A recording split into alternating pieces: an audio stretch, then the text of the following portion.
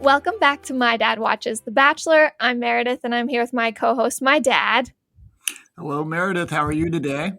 I'm doing well.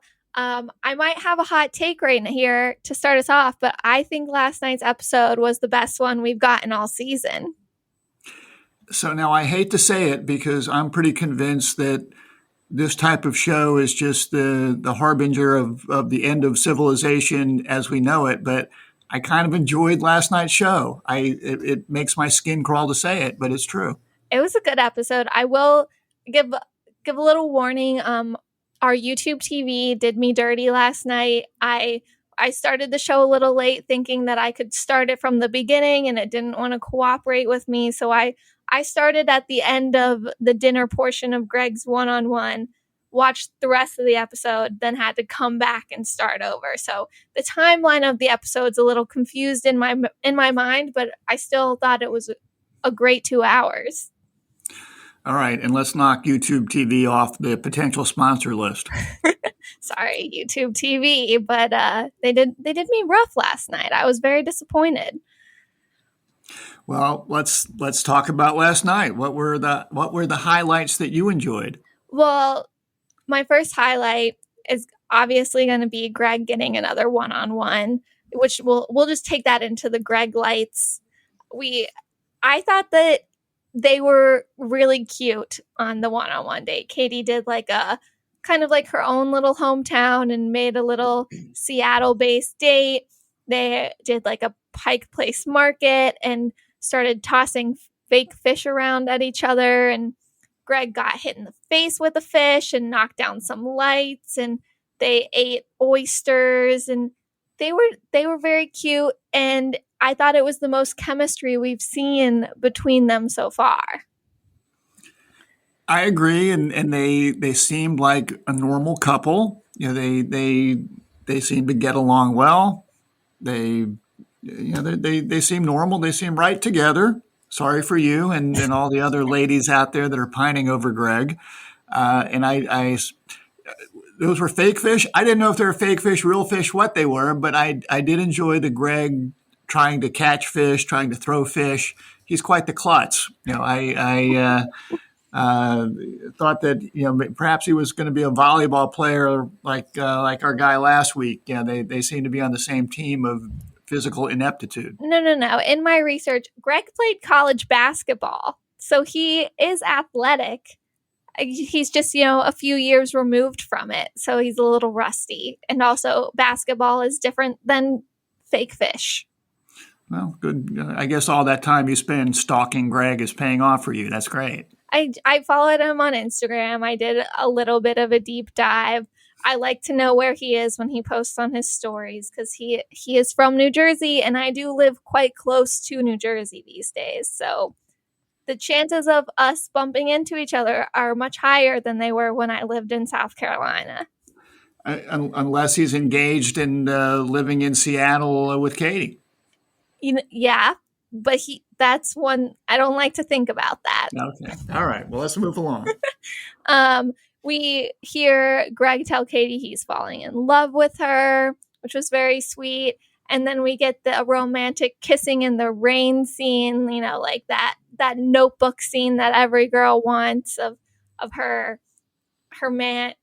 It's a great scene. Everyone wants that. All the girls like that. And my roommate was concerned about his clothing and it needing to be dry cleaned afterwards with all that rain, but I was just seething in jealousy and couldn't think of anything other than like what I would give to be Katie Thurston right now. And you mentioned the Notebook, and I'm aware of that, but not familiar with it. When I was watching with the mom who watched a little bit of the show with me last night, we both looked at each other and said, Fred Astaire singing in the rain. They should be doing a little dance, which even predates us, but we're aware of that one as well. That's an older movie, black and white. You'll never watch it. No, I definitely won't. I only watch things in HD. So for some other highlights, I put down just the guy talk before and after the date card showed up because they all seem to just get along. They seem mature. They seem like good guys. They seem like friends. I'm not accustomed to seeing this on this show. I mean, usually there are people scheming against one another and saying ugly things about one another. And these guys just seem like really normal, good guys that were hanging out. And, they were talking a little too much about, the importance of the one-on-one date. I was getting a little tired of that, but they just seemed to be a good hang. So I appreciated that. Maybe that's why I like this episode, because everyone seemed real and sincere, and they seemed to get along with one another. Yeah, I could care less about Brendan and Mike P, but I think that top 5 that she had, 5 great guys. Big fan of all of them. So and even Brendan, Mike P, in terms of getting along and being part of the group, they seem to do okay. I mean, I think you and I were both scratching our heads a little bit about Brendan of why he was still there. I think Brendan was also scratching his head a bit about that. Yeah. So, but good people. Seem like some good fellows and some difficult choices that Katie had to make last night and will have to make as she goes forward. Mm-hmm. So I think that this week's group date was one of my favorite group dates that I've seen in a while. They had an artist come in and they were showing her paintings, which were, first look, flowers, second look, vaginas. And we have the artist come in, and the guys basically get to create their own art of a similar nature. And there were just so many great quotes and things happening during this episode. Blake gets asked what he thinks the art looks like, and he says something along the lines of like calling it messy in terms of like aggressive colors. And he says that in front of the artist, who's like, oh, well, that's actually my self-portrait. And it just is a little awkward and funny. We get some good Justin facial expressions. He sees Katie and Andrew kissing during the date, and he gives us that nice like Jim Halpert look to the camera with his eyebrows, like, what the hell's going on here? Which I quite enjoyed. And then Andrew's painting that he made is entitled Sushi. And it's a picture that he painted of like his mouth eating sushi with chopsticks. And the sushi has the same vibe as the flower paintings did. You look confused. You didn't catch on to this. The sushi was also a vagina. And Andrew kept talking about how he and Katie are both foodies, and he's going to eat his way to her heart.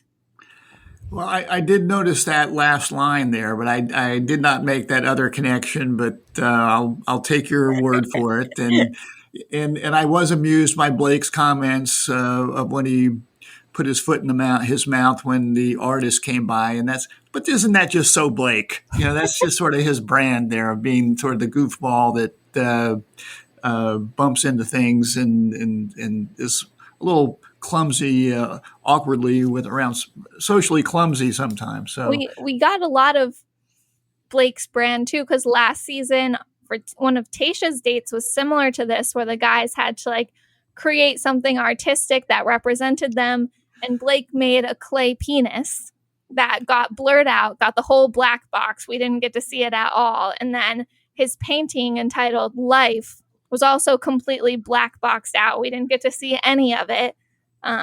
Justice for Blake's painting. We want to see what it was. But he did talk in a way that I think he explained. We can infer what his painting was. It was obviously pornographic, we must assume. So, I must say I did put down as a low light the artistic levels of these fellows, which I would be right with them. And I say that Justin apparently is an artist, and I guess we knew that. And I was impressed that he came back later with a picture of a butterfly and talked about his evolution that Katie has helped him through, which, in my opinion, probably earned him that 4th rose over James. I think that might have been Andrew, which pushed him over the edge there, pushed him ahead of Andrew. So just to me, the artistic abilities of our bachelors pretty low there. Yeah, I did put as a low specifically Justin's painting. I was expecting big things because I was aware that he is an artist. Like I follow him on Instagram. He's a very good painter. And I wasn't that impressed with what he came up with. And I think Blake said it best, there was this nice rose, and then it just looked like everything else was done with his left hand, like something. And any of the other guys could have done like some stick figures. Not that great. Maybe he was rushed for time, but it wasn't impressive. But I do think he redeemed himself with the butterfly painting.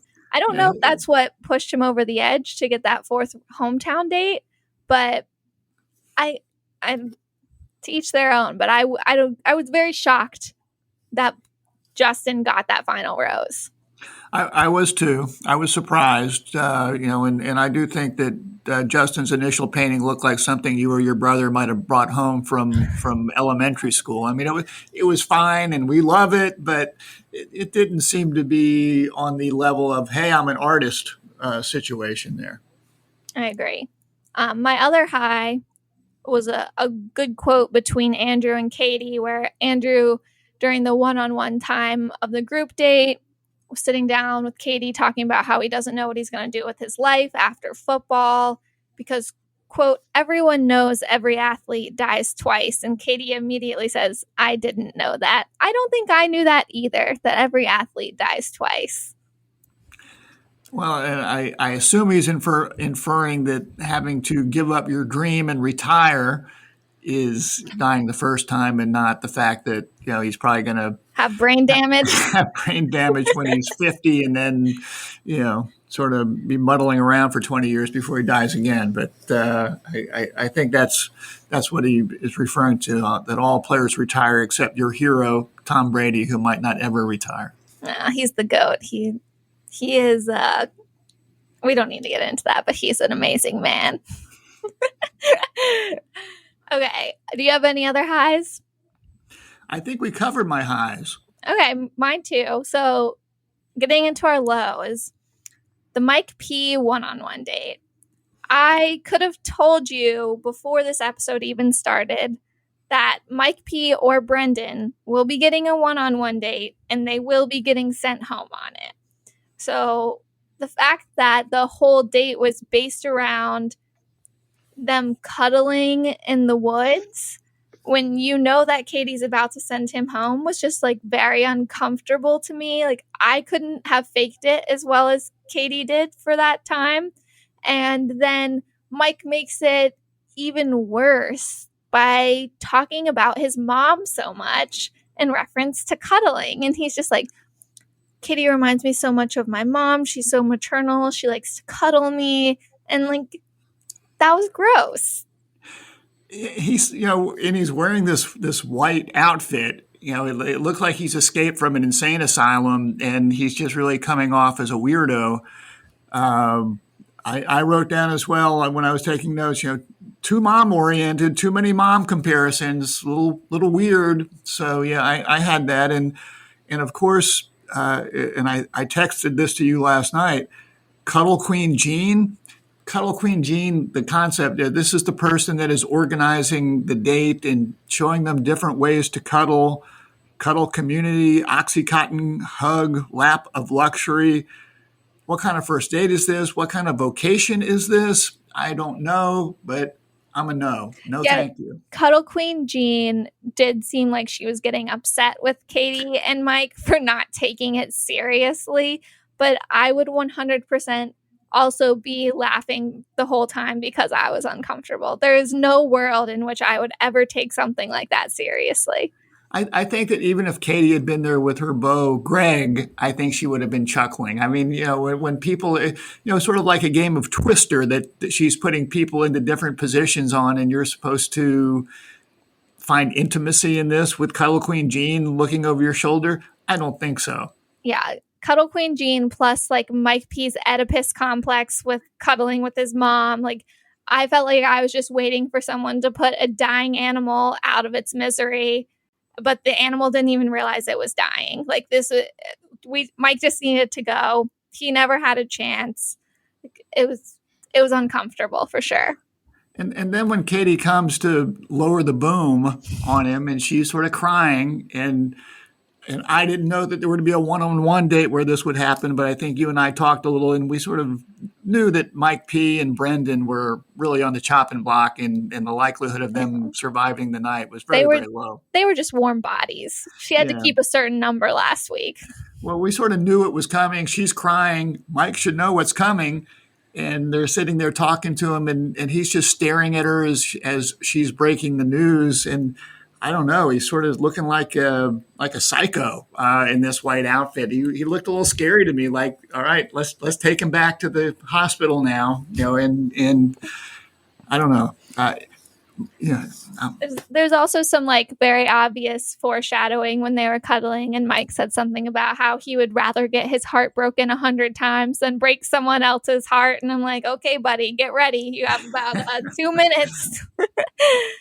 2-minute warning, Mike. Here it comes. Yeah, so that was bad. And then my last low is obviously Andrew's goodbye. It was Andrew not getting the rose was a shock to me. And I'm not even going to lie. I cried so much watching Andrew leave. It wasn't like a few tears slipped out. I was like dramatically crying, and I was very upset. I don't think I've ever gotten that emotional watching the show before. I didn't even know I liked Andrew that much, but now I'm like 100% on the Andrew train. And I assume that your weeping occurred when he came back the next morning, and not during the rose ceremony. Both times I cried during the rose ceremony, and then I pulled myself together during the commercial and was like, wait a second, we have 15 more minutes left of this show. What is about to happen? But I would like to go more in depth in it later. Okay. Well, the other low light that I had is the West is having a water crisis, and they're making it rain during Greg and Katie's date. I thought that was in poor taste and not very appropriate. Now, how much water did they waste? Climate change is real. So I thought that was a poor choice by the franchise. I didn't even think about that. You're so green. I'm not that green, but I'm a little green, and it's and good that to be green. Me. Don't get offensive here. I'm not defensive. I'm not over the top green. I'm just trying to be sensitive to what's going on in the world out there, as I know you are. Yeah, but I don't really think about the climate when I could have my notebook kissing in the rain moment. So I'm just like, it's okay. Well, let's wait for it to actually rain, because I don't think that was authentic rain coming down, okay? So we'll take what we can get sometimes. Okay, let's move along. Okay, my right reason, I'm giving it to Brendan. I'm not sure what his intent was when he went to go talk to Katie when he didn't get the one-on-one date. I kind of felt like he was just going to confront her about it and talk to her and explain to her that he needs more time before he feels comfortable introducing her to his family, and like he needed a little bit of one-on-one time then with her to make sure he was ready for that. I'm not sure that he knew he was about to get dumped, especially considering how much chapstick he threw on before walking into her room. But I was proud of him for like sticking up for himself a little bit, going and confronting her and like talking to her about his feelings. I don't think he really understood where he stood with her in terms of like, if you go talk to her now, you're going to get sent home now. But he was trying to stick up for himself. I respect that. Well, and I agree with you, and also I appreciated the way that Katie handled it to not drag this thing out and made the decision when she did. So, for whatever reason, I had chosen Brendan to be in my final four. As the season went on, didn't feel particularly good about it, just because we've seen so little of Brendan other than him relaxing in hot tubs, which I'm sure some people enjoyed very much. He's a very handsome, hunky guy, but in terms of him actually interacting with Katie, not very much of that going on. So not surprised that he left. It looked like a Hail Mary pass for him to go in there into the Lions Den when he did, but I think it was what he did the right thing. And good luck to Brendan. I put it at 99.7% that we will see him on another Bachelor-related show sometime in the near future. I think that's fair to say. And speaking of our top four, you officially went 0 for 4 on your picks, and I miraculously went 1 for 4 with Justin, which I was not expecting. Yeah, I figured we would both be out of it after last night, but you still have one left. But I don't think Justin will be there at the end. But good for you to get 1 for 4. It's challenging when we're just reading paragraphs about these fellas. So good job by you. So I gave my right reason to Andrew M. because I think he left it all on the field. He gave it everything that he had. He left in a classy way. I wrote that before he came back, but he left in a classy way twice. The way Katie sprinted down the stairs to go hug him before she left, which it's going to probably make you emotional again. It made me think of Kate Winslet jumping out of the lifeboat in Titanic to go find Leo DiCaprio again.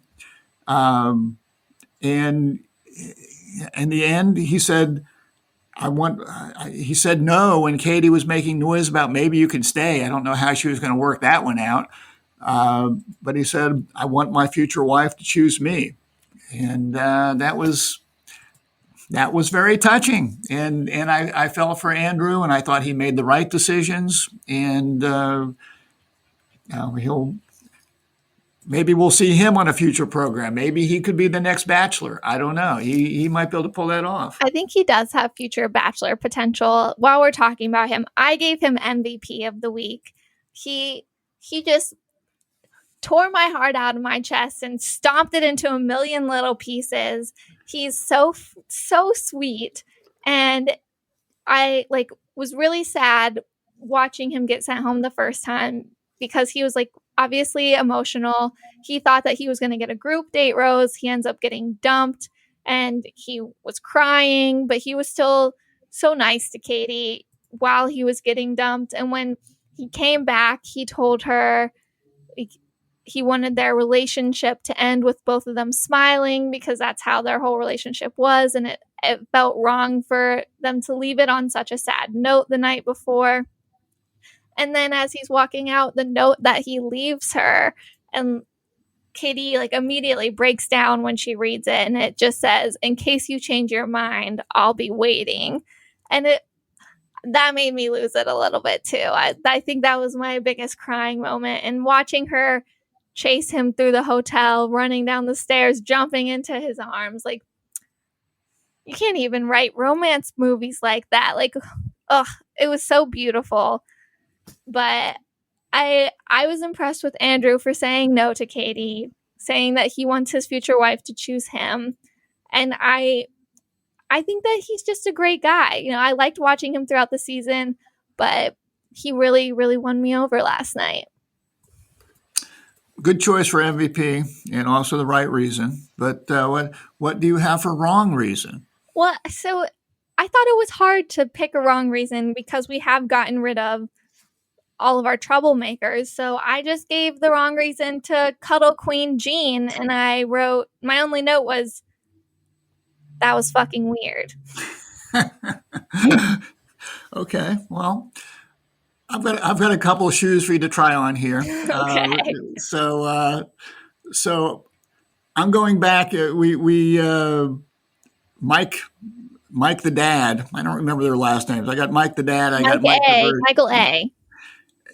He at one point is having some FaceTime conversation with this young kid James, and it just hits me in the face again. Going on a reality dating show to find his kid's new mommy is not a cool thing to be doing when he's leaving his kid for how long? How long has he been on this show? With quarantine, probably at least a month. Yeah.